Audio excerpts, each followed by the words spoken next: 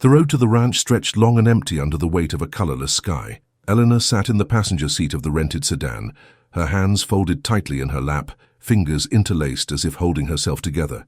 The driver, a young man hired at the airport, said nothing. He had learned quickly that his passenger was not interested in small talk. Through the window, the landscape unfolded in shades of brown and grey. Fields that had once been green now lay barren, choked by drought and neglect. Fences sagged under the weight of time, wire rusted and posts tilted at awkward angles. The trees that lined the old county road were skeletal, their branches reaching toward the sky, like the hands of the forgotten. Elena had not seen this place in 30 years, 30 years since she had left in the middle of the night, a suitcase in one hand and a baby in the other. 30 years since she had looked back at the ranch house through the rear window of a stranger's truck, watching it shrink into the distance until it was nothing more than a dark shape against the dawn. And now she was coming back, because Vincent was dead, her husband, her ghost, the man who had loved her once, or so she had believed, the man who had sent her away with a kiss on the forehead and a promise that he would follow soon. He never did. The funeral had been small, a handful of people she did not recognize, standing in a cemetery she had never visited, under a sky that refused to weep. The priest had spoken words she did not hear. The casket had been closed. She had not wanted to see his face, but the lawyer had been clear. The ranch was hers now. Everything Vincent owned, everything he had kept hidden, was hers by law. And there were things, the lawyer had said carefully, that she would need to see for herself. The car slowed as they approached the gates. They were wrought iron, tall and ornate, curling at the top like the horns of some ancient beast. They hung open, one hinge broken, the other rusted in place. The driveway beyond was overgrown with weeds, the gravel long since scattered by wind and rain. Elena leaned forward, her breath catching in her throat. The house stood at the end of the drive, a two-story structure of pale stone and dark wood. The shutters were closed, the windows dark. The porch sagged on one side, the steps cracked and uneven. The roof tiles were missing in places, exposing the rotted beams beneath. It looked abandoned. It looked cursed. The driver pulled up to the front steps and cut the engine. The silence that followed was absolute. No birds sang, no wind stirred the branches. Even the air seemed to hold its breath. Elena opened the door and stepped out onto the gravel. Her shoes crunched softly, the sound unnaturally loud in the stillness. She closed the door behind her and stood there, staring up at the house. She had been happy here once, or had she? Memory was a strange thing. It twisted and bent under the weight of years, reshaping itself into something softer, something easier to carry. But standing here now, Elena felt the truth pressing down on her like a stone. She had not been happy. She had been silent. The driver rolled down his window. "You want me to wait, Mom?" Elena did not look at him. "No, you can go." "You sure? It's a long way back to town, and there's no cell service out here." "I'm sure." He hesitated, then nodded. The engine rumbled back to life, and the car turned in a slow circle, kicking up dust as it rolled back down the driveway. Elena watched it go, watched the dust settle, watched the gates fade into the distance. Then she turned back to the house. The front door was unlocked. The knob turned easily under her hand, the hinges groaning as the door swung inward. The smell hit her immediately. Dust and mildew, old wood and stale air. The smell of a place that had been closed up too long. She stepped inside. The foyer was dim, the light filtering through the cracks in the shutters, casting long shadows across the floor. The furniture was still there, covered in white sheets that had turned grey with age. The chandelier overhead hung crooked, one of its bulbs shattered, the glass scattered across the floor. To her left, the living room. To her right, the dining room. Straight ahead, the staircase leading to the second floor. Elena walked slowly, her footsteps echoing on the hardwood. She moved through the living room first, pulling back the sheets one by one. The couch, the armchairs, the coffee table with its deep scratches and water stains. Everything was exactly as she had left it. In the dining room, the long table sat beneath another sheet.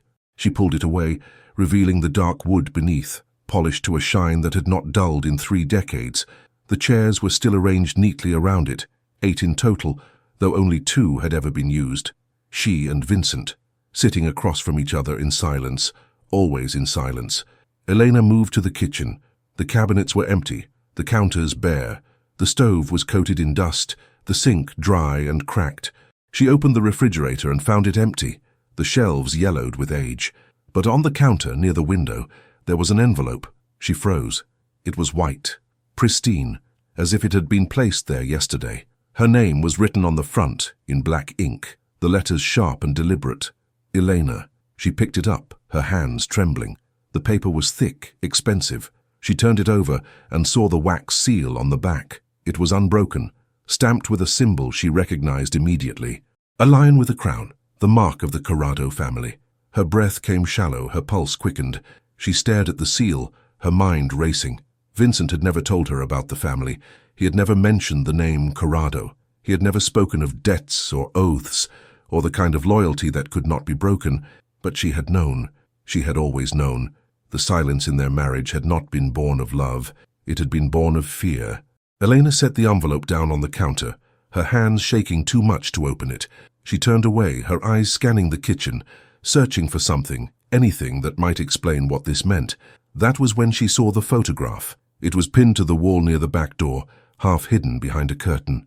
She pulled it free, the tack falling to the floor with a soft clink. The photograph was old, the edges worn, and the colors faded. It showed 3 men standing in front of the ranch house. The house as it had been before the rot set in, the paint fresh, the porch straight, the shutters open. On the left stood Vincent. He was younger then, his hair dark and thick, his face unlined. He wore a suit, the jacket unbuttoned, a cigarette in one hand. On the right stood another man she did not recognize. He was older, heavier, with a thick mustache and a cigar clenched between his teeth. His hand rested on Vincent's shoulder. And in the center stood the Don. She knew him immediately, though she had never seen his face. He was tall and lean, his suit impeccable, his posture commanding. His eyes were dark, unreadable, fixed on the camera, with a gaze that seemed to see through the lens and into the future. Elena felt a chill run down her spine. She turned the photograph over. On the back, written in the same sharp handwriting as the envelope, were 4 words. The debt remains unpaid. Her hands went numb. The photograph slipped from her fingers and fluttered to the floor. Outside, the wind began to blow. Elena stood in the kitchen, her heart pounding, her mind reeling. The envelope lay on the counter, still sealed. The photograph lay at her feet, face down, and somewhere in the distance she heard the sound of a car engine. She moved to the window, her breath fogging the glass. Through the grime, she could see the driveway. A black car was pulling up to the house, sleek and polished, out of place against the decay. It stopped in front of the porch. The engine cut off. The door opened. A man stepped out. He was tall, dressed in a dark suit, his face obscured by the brim of his hat. He moved with the kind of confidence that came from never being told no. He walked up the porch steps, his shoes echoing on the wood, and stopped at the front door. He did not knock. He waited. Elena backed away from the window, her pulse racing. She looked around the kitchen, searching for something, anything, a weapon, an exit, a place to hide, but there was nowhere to go. The front door opened. Footsteps moved through the foyer. Slow, deliberate, the sound of a man who had all the time in the world. Elena pressed herself against the wall, her breath shallow, her heart hammering in her chest.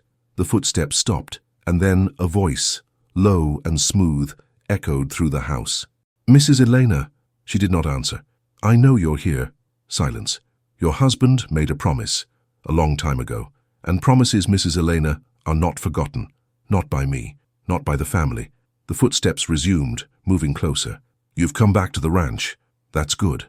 That means you're ready to hear the truth." He appeared in the doorway of the kitchen, his silhouette framed by the dim light from the foyer. He removed his hat, revealing a face that was both handsome and severe. His hair was streaked with silver, his eyes cold and calculating. He smiled. "My name is Luca Corrado, and I've been waiting 30 years to meet you." Elena said nothing. She could not speak, could not move. Luca stepped into the kitchen, his gaze sweeping the room before settling on her. "Your husband was a good man, loyal, obedient. He did what was asked of him without question, and in return, the family protected him, gave him this ranch, gave him a life." He paused, his eyes narrowing. "But there was a price." Elena found her voice, though it trembled. "What price?" Luca smiled again, but there was no warmth in it. "You." The word hung in the air like a blade. Elena's blood ran cold.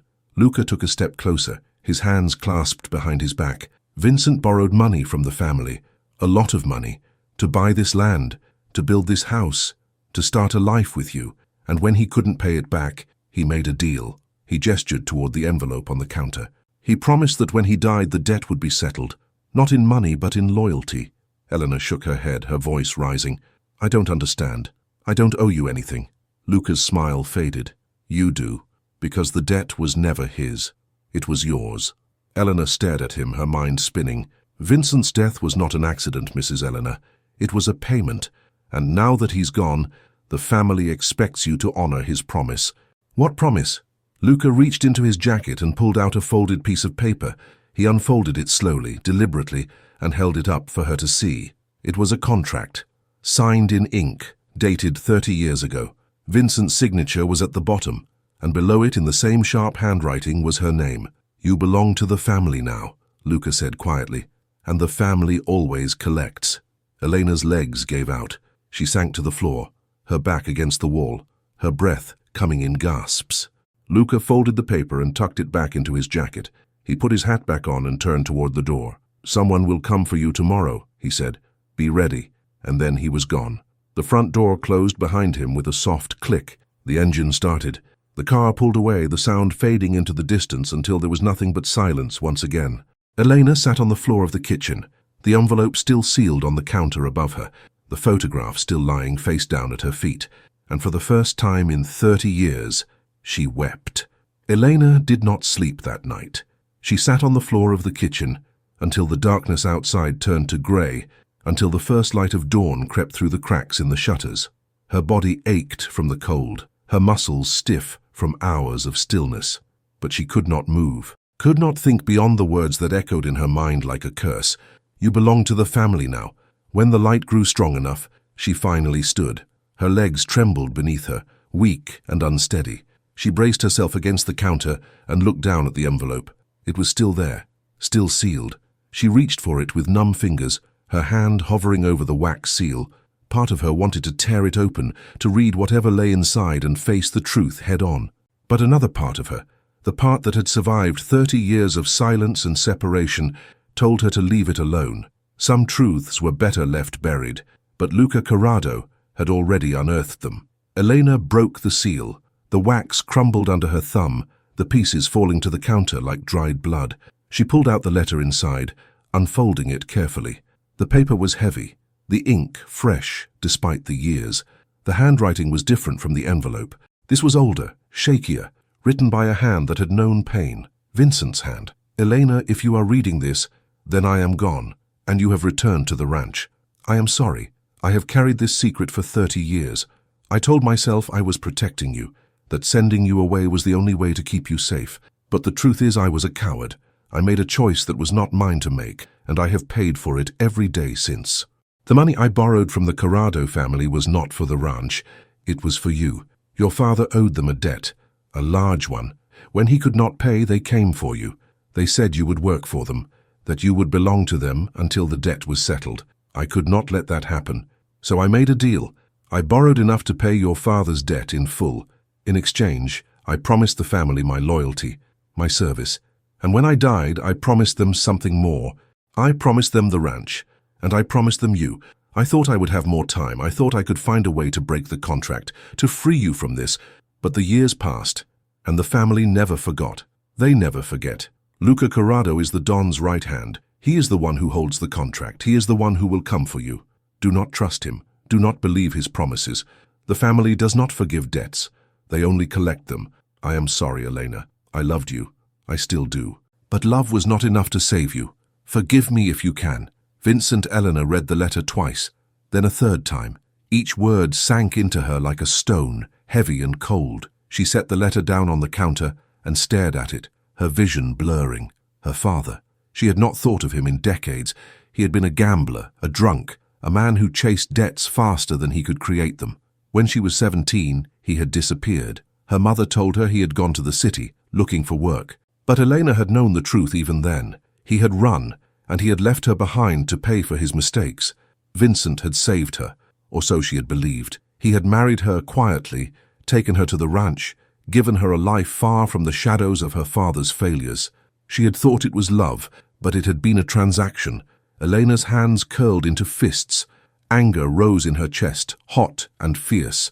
Anger at her father, anger at Vincent, anger at herself for being so blind, so foolish, so willing to believe in something that had never been real. But beneath the anger was something else, fear, because Luca Corrado was coming back, and she had no idea what he wanted from her. The sound of an engine broke the silence. Elena's head snapped up. She moved to the window, her heart racing, and peered through the grime. A car was pulling up the driveway, not the sleek black sedan from yesterday. This one was older, a faded blue truck with rust along the edges. It stopped near the porch and the door opened. A woman stepped out. She was young, perhaps in her late 20s, with dark hair pulled back in a braid and sharp eyes that scanned the house with the precision of someone who had seen too much. She wore jeans and a leather jacket, her boots crunching on the gravel as she walked toward the front door. Elena moved quickly, stepping out of the kitchen and into the foyer just as the knock came. 3 sharp raps. Elena hesitated, her hand on the doorknob. "Mrs. Elena." The voice was firm, businesslike. "My name is Sophia. Mr. Corrado sent me." Elena opened the door slowly. The woman standing on the porch was not what she had expected. Sophia was small, compact, with a presence that seemed larger than her frame. Her gaze was direct, unflinching, the kind of look that demanded honesty. "Are you going to let me in?" Sophia asked, one eyebrow raised. Elena stepped aside. Sophia entered without hesitation, her eyes sweeping the foyer, the living room, the staircase. She moved like someone assessing a battlefield, cataloguing exits and weaknesses. "This place is a wreck," Sophia said bluntly. She turned to face Elena. "You been here all night?" Elena nodded. "You read the letter?" Another nod. Sophia sighed and pulled a chair out from under the dining room table, brushing off the dust before sitting. She gestured for Elena to do the same. "Sit. We need to talk." Elena remained standing. Sophia shrugged. "Suit yourself, but you're going to want to hear this." "Who are you?" Elena asked, her voice hoarse. "I told you, my name is Sophia. I work for the Corrado family. I'm what you might call an associate. I handle things that need handling." "And what am I?" "A thing that needs handling." Sophia's expression softened just slightly. "No, you're a complication." Elena let out a bitter laugh. "That's one way to put it." Sophia leaned back in the chair, her arms crossed. "Look, I'm not here to sugarcoat anything.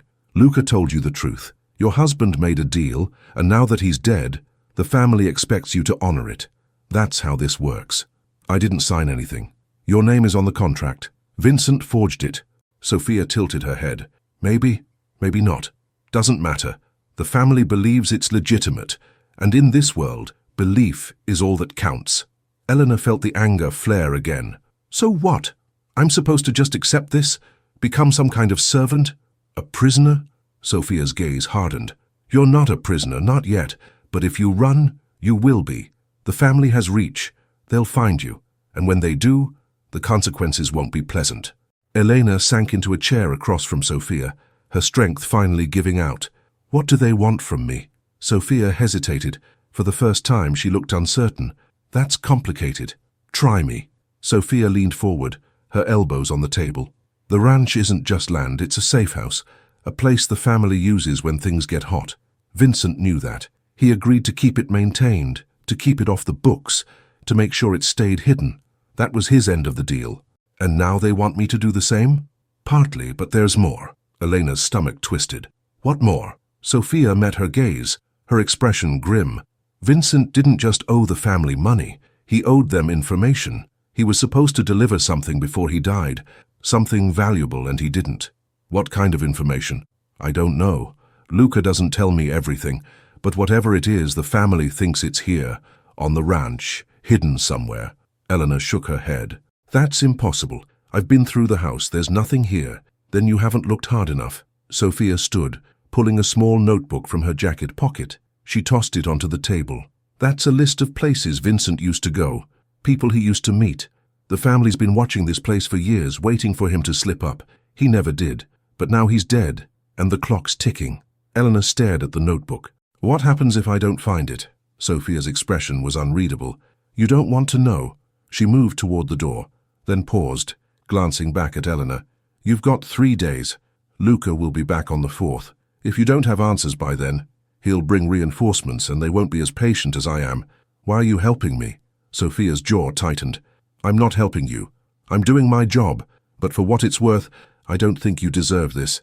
Vincent made his choices. You shouldn't have to pay for them. She opened the door, stepping out onto the porch.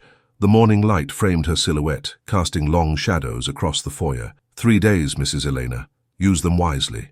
And then she was gone. Elena sat alone at the dining room table, the notebook in front of her. She opened it slowly, her hands trembling. Inside were names, dates, locations, all written in Vincent's handwriting. And at the bottom of the first page, circled in red ink, were 3 words. The old barn. Elena closed the notebook and stood. She moved to the back door, unlocking it with shaking hands. The hinges screamed as she pushed it open, stepping out into the overgrown yard. The barn stood at the edge of the property, half hidden by weeds and wild grass. It was a skeletal structure, the wood grey and rotting, the roof sagging under its own weight. She had not been inside it in 30 years. She had not wanted to, but now she had no choice. Elena walked across the yard, her boots crunching on the dry earth. The barn loomed larger with every step, a monument to decay and secrets. She reached the door and pulled it open. The smell hit her first, mildew and rot and something else, something metallic. She stepped inside. The interior was dark, the only light coming from the cracks in the walls. Dust motes floated in the air, turning lazily in the stillness. Old tools hung on the walls, rusted and broken. A tractor sat in the corner, its tires flat, its engine gutted, and in the center of the barn, covered by a tarp, was something large and rectangular. Elena approached it slowly, her breath shallow. She grabbed the edge of the tarp and pulled. It came away in a cloud of dust. Beneath it was a table, and on the table were boxes, dozens of them, stacked neatly, each one labeled with dates and names. Elena opened the first box. Inside were files, legal documents, photographs, all related to the Corrado family. She opened another box, more files, more photographs, maps, blueprints, lists of names and addresses. Her hands moved faster, tearing through the boxes, her mind racing. This was it. This was what Vincent had been hiding. Evidence. Enough to destroy the Corrado family, enough to bring them all down. Elena stared at the table, her heart pounding. She thought of Luca's cold smile, Sophia's grim warning. Say the contract with her name on it, and she realized with a certainty that chilled her to the bone that she was standing on a knife's edge. If she gave this to the family, she might survive, but if she used it against them, she could be free, or she could be dead. The barn door creaked open behind her. Elena spun around, her pulse racing. A figure stood in the doorway, backlit by the morning sun. "Looking for something, Mrs. Elena?" The voice was smooth, familiar. Luca Corrado stepped into the barn, his hands in his pockets, his expression unreadable. "I thought I told you someone would come tomorrow, but I decided to check in early, just to make sure you were settling in." He walked toward the table, his gaze sweeping over the boxes. "Well," he said softly, "it seems you've been busy." Elena said nothing. She could not move, could not breathe. Luca picked up one of the files, flipping through it casually. Vincent was a meticulous man. I always admired that about him. He kept excellent records. He set the file down and looked at Elena. "The question is, Mrs. Elena, what are you going to do with them?" Elena's voice was barely a whisper. "What do you want?" Luca smiled. "I want to know if you're as smart as your husband thought you were." He turned and walked toward the door, pausing in the threshold. 3 days, Mrs. Elena. Make the right choice." And then he was gone. Elena stood alone in the barn, surrounded by the ghosts of Vincent's secrets, the weight of his legacy pressing down on her like stone. And for the first time she understood. This was not just about a debt. This was about survival. Elena spent the rest of that day in the barn. She worked methodically, opening each box, cataloging its contents, trying to make sense of the labyrinth Vincent had left behind. The files were organized by year, stretching back decades. Some were yellowed with age, the ink faded but still legible. Others were more recent, the paper crisp, the handwriting sharp. Vincent had documented everything: shipments, payments, meetings, the names of soldiers, capos, associates, addresses of safe houses, records of bribes paid to police, judges, politicians, photographs of men shaking hands in dim rooms, their faces shadowed but recognizable, maps marked with routes and drops and safe zones. It was an empire laid bare, and it was a death sentence. Elena sat on the floor of the barn, surrounded by paper, her mind reeling. She understood now why Luca had come, why the family had waited 30 years. Vincent had not just been a debtor. He had been an archivist, a keeper of secrets, and now those secrets were hers. She picked up one of the photographs, holding it up to the light. It showed a man in a dark suit standing in front of a warehouse.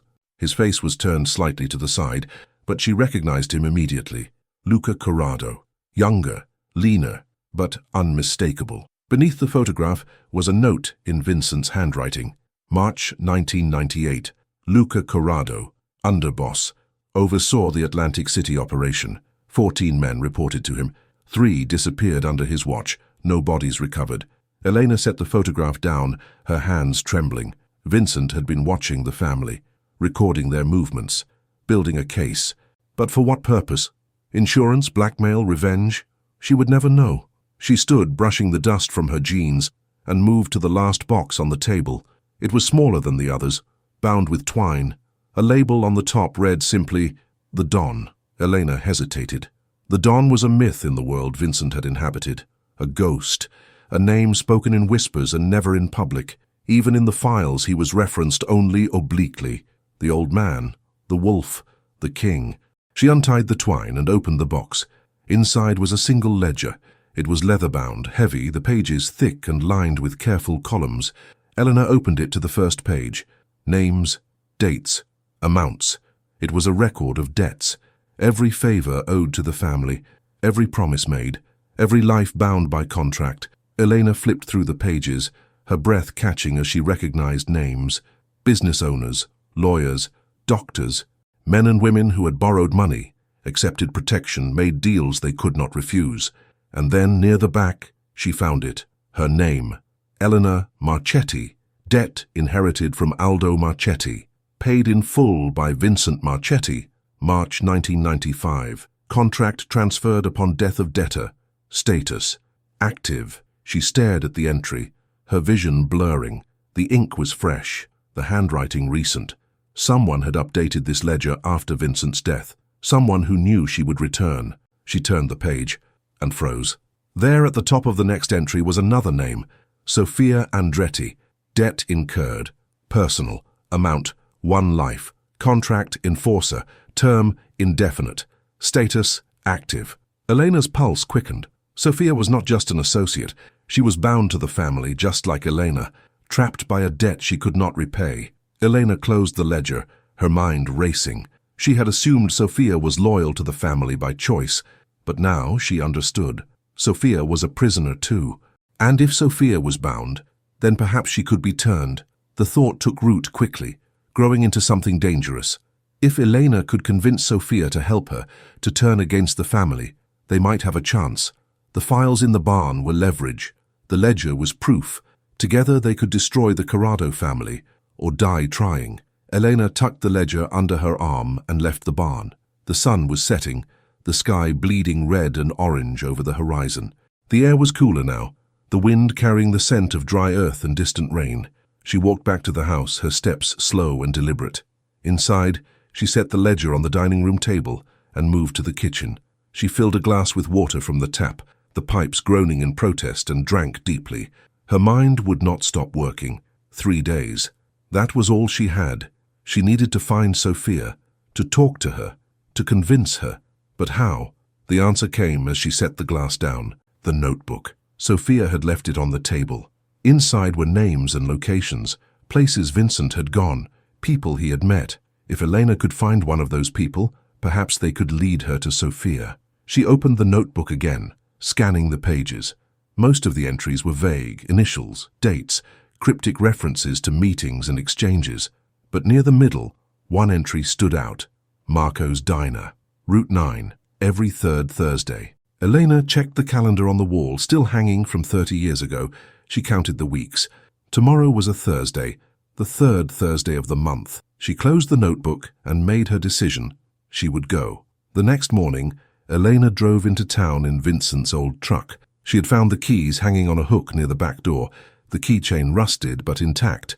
The truck started on the 3rd try, the engine coughing and sputtering before settling into a rough idle. The drive was long, the road winding through empty fields and stretches of forest. She passed a few houses, scattered and isolated, their windows dark. No one waved, no one looked. This was a place where people minded their own business. Marco's diner sat at the edge of town, a squat building with faded paint and a flickering neon sign. The parking lot was empty except for a single car, a black sedan with tinted windows. Elena pulled in beside it and cut the engine. Inside, the diner was dim, the air thick with the smell of grease and old coffee. Vinyl booths lined the walls, their seats cracked and patched with duct tape. A long counter ran along one side, the stools uneven and worn. Behind the counter stood a man in his 60s, heavy-set, with a greying beard and tired eyes. He looked up as Elena entered, his expression neutral. "Help you?" he asked. Elena approached the counter slowly. "I'm looking for someone." The man's eyes narrowed. "Aren't we all?" His name was Vincent Marchetti. The man's expression did not change, but something shifted in his gaze. Recognition, wariness. "Vincent's dead," he said flatly. "I know. I'm his wife." The man studied her for a long moment, then set down the rag he had been holding. "You shouldn't be here. I need to talk to someone who knew him. Lots of people knew Vincent. Most of them are dead or smart enough to keep their mouths shut." Elena leaned forward, her voice low. "I found the files." The man froze. She continued. "I know what he was doing. I know what he had. And I know the family is looking for it." The man glanced toward the door, then back at Elena. "You're playing a dangerous game, lady. I didn't choose this game, but I'm in it now and I need help." The man hesitated, his jaw working. Finally he sighed and gestured toward one of the booths. "Sit." Elena slid into the booth, her back to the wall. The man followed, sitting across from her. "My name's Marco," he said quietly. "I knew your husband. Not well, but enough. He used to come here every few weeks. Always sat in that booth." He nodded toward the corner. "Always ordered the same thing. Black coffee, scrambled eggs, toast." "Did he ever talk to you?" "Not much." Vincent wasn't a talker, but he left things. "What kind of things?" Marco reached into his pocket and pulled out a small key. He set it on the table between them. "He left this. Told me to give it to whoever came looking for him. Said they'd know what to do with it." Elena picked up the key. It was small, brass, with a number etched into the side. 217. "What does it open?" "Storage unit. About 10 miles from here, off Route 34. Elena closed her hand around the key. "Why are you giving this to me?" Marco's expression darkened. "Because Vincent saved my life once. Long time ago. I owed him, and now I'm paying that debt." He stood, glancing toward the door again. "You need to go, and you need to go now. The family's got eyes everywhere. If they know you are here, they'll come for both of us." Elena stood, tucking the key into her pocket. "Thank you." Marco said nothing. He turned and walked back behind the counter, picking up his rag and resuming his work as if the conversation had never happened. Elena left the diner and climbed back into the truck. Her hands shook as she gripped the steering wheel. She started the engine and pulled out of the parking lot, her eyes scanning the road behind her. No one followed. The storage facility was exactly where Marco had said it would be. A chain-link fence surrounded rows of metal units, each one numbered and padlocked. The office was a small trailer near the entrance, its windows dark. Elena parked near the gate and climbed out. The key felt heavy in her pocket. She walked along the rows, checking the numbers, until she found it. Unit 217. She inserted the key into the padlock. It turned smoothly, the lock clicking open. Elena pulled the door up, the metal groaning as it rolled back. Inside was darkness. She pulled out her phone, turning on the flashlight. The beam cut through the shadows, revealing the contents of the unit. More boxes, more files. But in the center, covered by a tarp, was something else. Elena stepped inside, her heart pounding. She pulled the tarp away. Beneath it was a safe. It was old, heavy, built into the floor of the unit. The combination lock gleamed in the dim light. Elena knelt beside it, her mind racing. She tried the obvious combinations. Vincent's birthday, her birthday, the date they were married. None of them worked. She sat back, frustration rising. Vincent would not have made it easy. He would have chosen something meaningful, something only she would know. And then it came to her. The date she left. The night she had packed her bag, kissed her baby daughter and walked away from the ranch. She spun the dial, entering the numbers slowly. The lock clicked. The safe door swung open. Inside was a single envelope. Elena picked it up, her hands trembling. She opened it carefully, pulling out the contents. It was a photograph of her, younger, smiling, standing in front of the ranch house, holding a baby in her arms. On the back, in Vincent's handwriting, were 4 words. "I did it for you." Elena's breath caught. Tears blurred her vision. But beneath the photograph was something else. A flash drive. She held it up to the light, her pulse racing. This was it. This was what the family wanted. What Vincent had hidden. The truth. Elena closed the safe, pocketed the flash drive, and left the storage unit. She locked the door behind her and climbed back into the truck. She drove back to the ranch in silence, the weight of what she carried pressing down on her like a stone. When she arrived, Sophia was waiting on the porch. Elena parked the truck and stepped out, her hand instinctively moving to her pocket. Sophia stood with her arms crossed, her expression unreadable. "Where have you been?" Elena met her gaze. "Looking for answers. Find any?" Elena hesitated, then pulled out the flash drive. She held it up. Sophia's eyes widened. "Is that what I think it is?" "I don't know, I haven't looked at it yet." Sophia stepped down from the porch, moving closer. "You need to give that to Luca." "Why?" "Because if you don't, he'll kill you." Elena's jaw tightened. "What if I don't want to give it to him?" Sophia's expression hardened. "Then you're a fool." "Maybe. Or maybe I'm tired of being afraid." Sophia stared at her for a long moment. Then quietly she said, "You saw the ledger, didn't you?" Elena nodded. Sophia looked away, her jaw working. "Then you know what I am. I know you're trapped, just like me." Sophia laughed bitterly. "Trapped? That's one way to put it." Elena stepped closer. "Help me." Sophia's head snapped up. "What?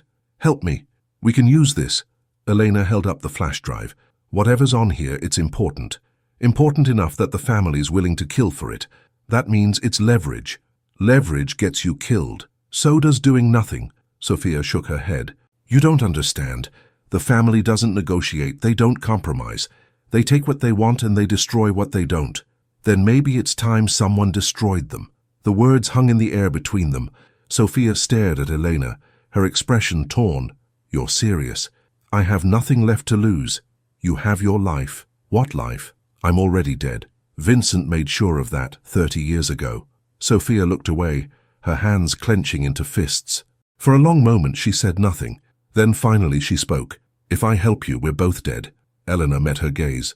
"Maybe, but at least we'll die free." Sophia closed her eyes, her shoulders sagging. When she opened them again, there was something new in her expression. Resolve. "Show me what's on the drive." They worked in silence. Elena set up Vincent's old laptop on the dining room table, the screen flickering to life with a tired hum. Sophia stood behind her, arms crossed, her eyes fixed on the device as if it might explode. Elena inserted the flash drive. The computer whirred, processing, and then a folder appeared on the screen. It was labeled simply Testament. Inside were 3 files. The first was a video. Elena clicked on it. The screen went black for a moment. Then Vincent's face appeared, grainy and pale in the dim light of what looked like the barn. He was older here, worn, his eyes hollow and tired. He sat at the same table where Elena had found the boxes, his hands folded in front of him. He spoke directly to the camera. "If you're watching this, then I'm dead, and you've found what I left behind." His voice was rough, strained, as if each word cost him something. "My name is Vincent Marchetti. For 30 years I worked for the Corrado family. Not by choice, not because I wanted to, but because I had no other option." He paused, his gaze dropping to his hands. "I did terrible things. I watched terrible things happen, and I said nothing, because that's what you do when you owe the family. You stay silent, you obey, you survive." He looked back at the camera. "But I kept records. Every shipment, every payment, every body buried in the desert, every judge bought, every cop turned. I documented everything, because I knew that one day someone would need the truth." He leaned forward, his expression hardening. "The Corrado family is not invincible. They are men, mortal men, and they can be brought down. But it will take courage, it will take sacrifice, and it will take someone willing to burn everything to the ground." He paused again, his voice dropping to a whisper. "Elena, if you're the one watching this, I'm sorry. I'm sorry for the life I gave you. I'm sorry for the choices I made. But I need you to know that everything I did to protect you. I thought if I kept you far away, if I kept you hidden, you would be safe." His eyes glistened. "I was wrong." He straightened, his jaw tightening. "The second file contains financial records, bank accounts, shell companies, money laundering operations, everything the Corrado family has built over 50 years. It's enough to destroy them, to bring the entire organization to its knees." He glanced to the side as if hearing something beyond the camera's view. The third file is a list. Names of people inside the family who can be turned. People who are tired of living in fear. People who want out. If you can reach them, if you can convince them to talk, you'll have allies. He looked back at the camera one last time. But be careful. Trust no one. The family has eyes everywhere. They know things before they happen. They've survived this long because they're careful, because they're ruthless. He leaned back, his expression softening. I love you, Elena. I always have, and I hope that one day you can forgive me. The screen went black. Elena stared at the empty screen, her chest tight, her throat burning. She did not realize she was crying until Sophia placed a hand on her shoulder. He loved you, Sophia said quietly. Elena wiped her eyes, her voice hoarse. He destroyed me, maybe, but he also gave you a weapon. Elena opened the second file. It was a spreadsheet, rows and rows of numbers, account numbers, transaction dates, amounts transferred between offshore accounts, dummy corporations, legitimate businesses used as fronts. Sophia leaned in, her eyes scanning the data. This is extensive. This is decades of financial movement. If this gets into the right hands, the Corrado family is finished. The feds would dismantle them in months. But we're not going to the feds, Elena said. Sophia looked at her sharply. What? Elena opened the third file. It was a list of names, 23 in total, each one marked with a role in the family. Soldier, capo, enforcer, associate, and beside each name was a note. Wants out, family threatened, lost a brother, resentful, indebted, looking for leverage, tired, old, wants peace. Elena scrolled through the list slowly, her mind working. Vincent didn't want this to go to the authorities, she said. He wanted an internal collapse, a civil war. Sophia stared at her. That's insane. Is it? If we go to the feds, the family will know. They'll scatter, disappear, regroup, but if we turn them against each other, they'll destroy themselves, and we'll be free. Sophia shook her head, her expression torn between admiration and horror. You're talking about starting a bloodbath. I'm talking about survival. Sophia stepped back, running a hand through her hair. Even if we could reach these people, even if we could convince them to turn, Luca would know. He'd see it coming. He's not stupid. Then we don't give him time to see it coming. Elena closed the laptop and stood. She moved to the window, looking out at the darkening sky. Tomorrow is the third day. Luca will come for his answer. We need to be ready. Sophia crossed her arms. Ready how? Elena turned back to face her. We give him what he wants. Sophia's eyes widened. You're going to give him the files? No, I'm going to give him me. The silence that followed was absolute. Sophia stared at her, disbelief written across her face. You're going to turn yourself over to the family? I'm going to make him think I am. Elena moved to the table, pulling out the ledger she had taken from the barn. She opened it to the page with Sophia's name. You said you're bound to the family, that you owe them a life. What if I could free you? Sophia's expression hardened. You can't. What if I could? Sophia looked away, her jaw clenching. It doesn't matter. Even if you destroyed the ledger, even if you erased every record, they'd still own me. The family doesn't forget. But they can be distracted. Elena pulled out a pen and began writing on a piece of paper. Luca is coming tomorrow. When he arrives, I'll tell him I'm ready to honor the contract. I'll tell him I found the files and I'll hand them over. All of them. All of them? Copies. We'll keep the originals. And while Luca is busy reviewing the files, making sure everything is there, you're going to reach out to the people on Vincent's list. Sophia shook her head. That's suicide. Even if I could contact them, even if they agreed to listen, it would take weeks to organize anything. We don't have weeks, we have hours. Then we don't organize, we provoke. Elena handed Sophia the paper. On it were 3 names from Vincent's list. Marco Vitale, capo, lost a brother to Luca's orders. Resentful. Nico Serrano, enforcer, indebted to the Don looking for leverage. Dante Russo, underboss, tired old, wants peace. These 3 are key, Elena said. Marco lost his brother because Luca ordered a hit that went wrong. Nico is drowning in debt and hates the Don for it. Dante has been in the family for 40 years, and he's tired of the bloodshed.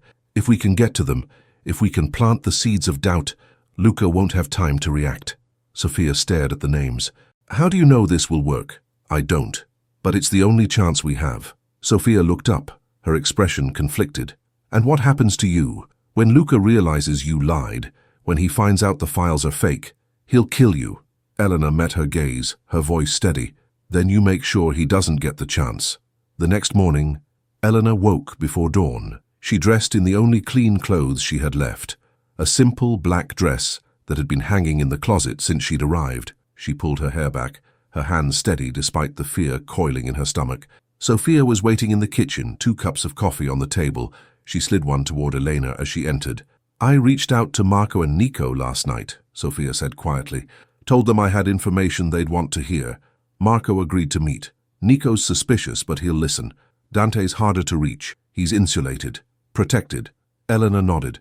Then we focus on Marco and Nico. If we can turn them, the rest will follow. Sophia took a sip of her coffee, her eyes distant. You know this is crazy, right? I know. We could run. Right now. Take the files and disappear. Change our names. Start over. Elena shook her head. The family would find us. They always do. The only way to be free is to end this. Sophia was quiet for a long moment. Then she set down her cup and stood. I'll go see Marco. You deal with Luca. Elena stood as well, her hand reaching out to grasp Sophia's. Be careful. Sophia's expression softened. You too. Luca arrived exactly at noon. Elena watched from the window as the black sedan pulled up the driveway, sleek and ominous against the decayed landscape. The door opened and Luca stepped out, dressed impeccably as always, his movements precise and unhurried. He did not knock. He simply walked through the front door as if he owned the place, which Elena supposed he did. Mrs. Elena, he said smoothly, removing his hat. I trust you've had time to think. Elena stood in the center of the living room, her hands clasped in front of her. I have. Luca studied her, his gaze sharp. And? I found the files. His expression did not change, but something flickered in his eyes. Interest, anticipation. Show me. Elena led him to the dining room, where she had arranged several boxes on the table. They were filled with copies of the documents from the barn, carefully selected to appear authentic. Luca moved to the table, opening the first box. He pulled out a file, flipping through it slowly. His eyes scanned the pages, his expression unreadable. This is impressive, he said quietly. Vincent was more thorough than I thought. Elena said nothing. Luca set the file down and opened another box. He continued this for several minutes, his attention focused entirely on the documents. Finally, he looked up at her. Where's the rest? Elena's heart skipped. That's everything. Luca's smile was cold. No, it's not. He stepped toward her, his gaze hardening. Vincent was smart. Too smart to keep everything in one place. These files are useful, but they're not what I came for. Elena forced herself to remain calm. I don't know what you mean. Luca reached into his jacket and pulled out a photograph. He held it up for her to see. It was the photograph from the safe, the one of Elena holding her baby. This was in a storage unit, Luca said, along with a safe that had been recently opened. Elena's blood ran cold. You found something in that safe, Mrs. Elena, something Vincent left for you, and I want it. Elena's mind raced. I don't have it. Luca's expression darkened. Don't lie to me. I'm not lying. I gave it to someone. Who? Elena hesitated, and in that hesitation, Luca saw the truth. Sophia, he said softly. You gave it to Sophia. He stepped back, his hand moving to his phone. He dialed a number, his eyes never leaving Elena's face. Bring her in, he said into the phone. Then he hung up. He looked at Elena, his smile returning.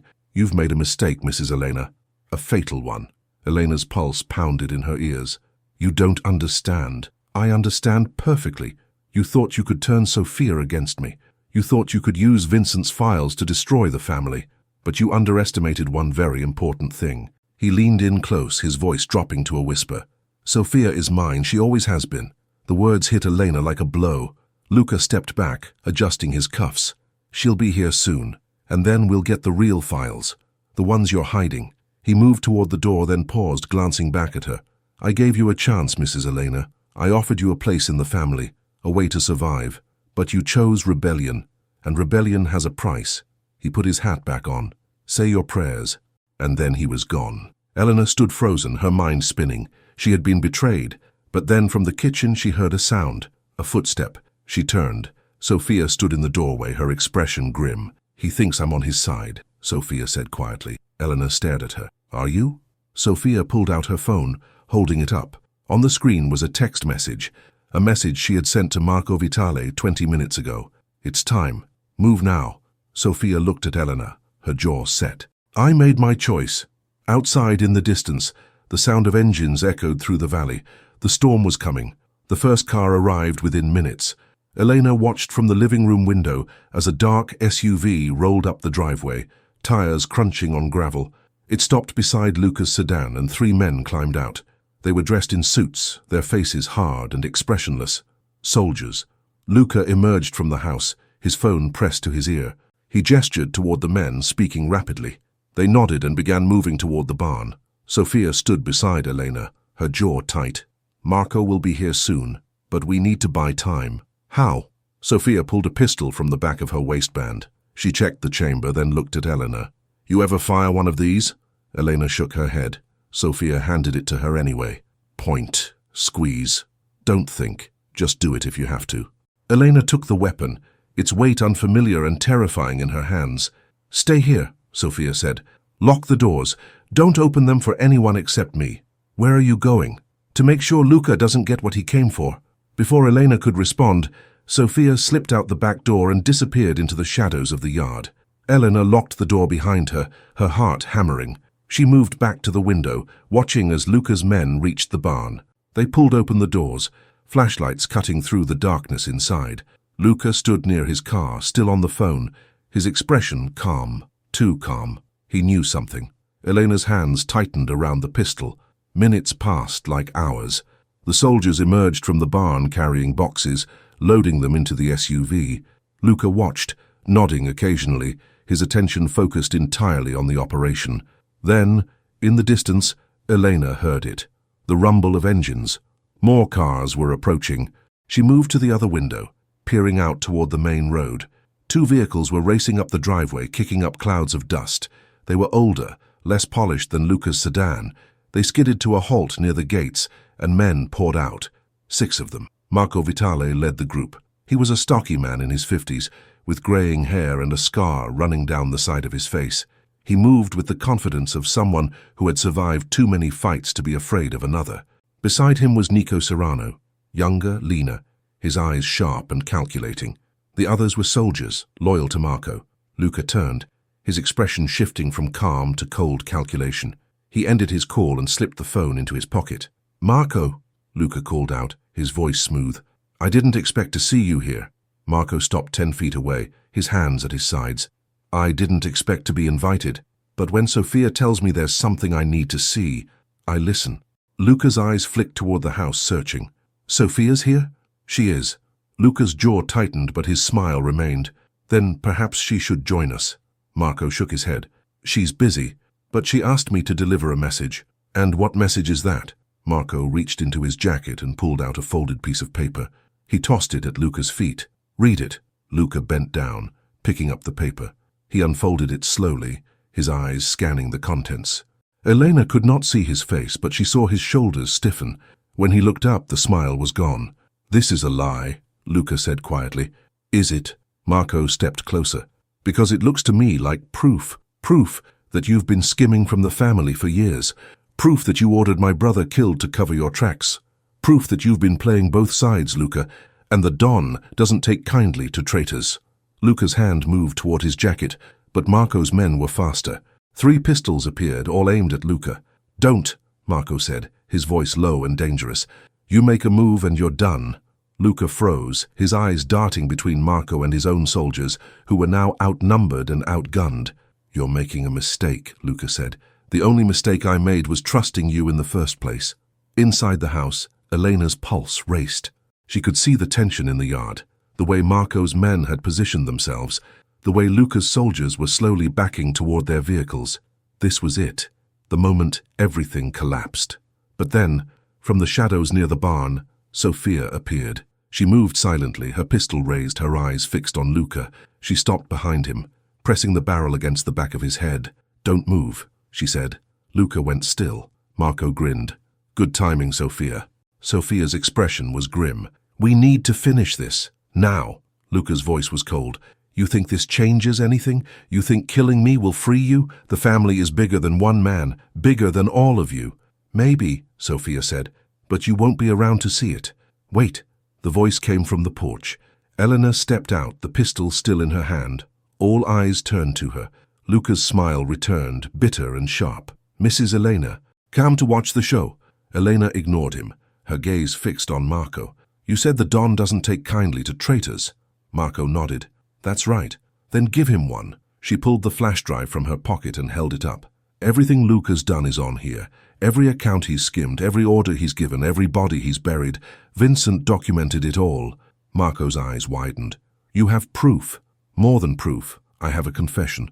From Vincent himself. He recorded everything before he died, and he named Luca as the one who's been bleeding the family dry."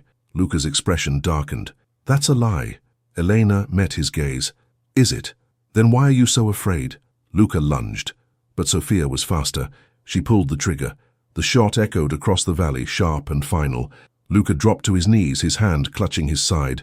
Blood seeped through his fingers, dark and thick. He looked up at Sophia, his expression twisted with rage and disbelief. "So you'll die for this?" Sophia's voice was steady. "Maybe, but not today." She fired again. Luca fell forward, his body crumpling onto the gravel. The silence that followed was deafening. Marco stared at the body, then at Sophia, then at Elena. Slowly, he lowered his weapon. "The Don needs to see this," he said quietly, nodding toward the flash drive. Elena tossed it to him. He caught it, turning it over in his hand. "Vincent was a good man," Marco said. "Smarter than any of us gave him credit for. If this is real, if it proves what you say, then the Don will want justice." "And us?"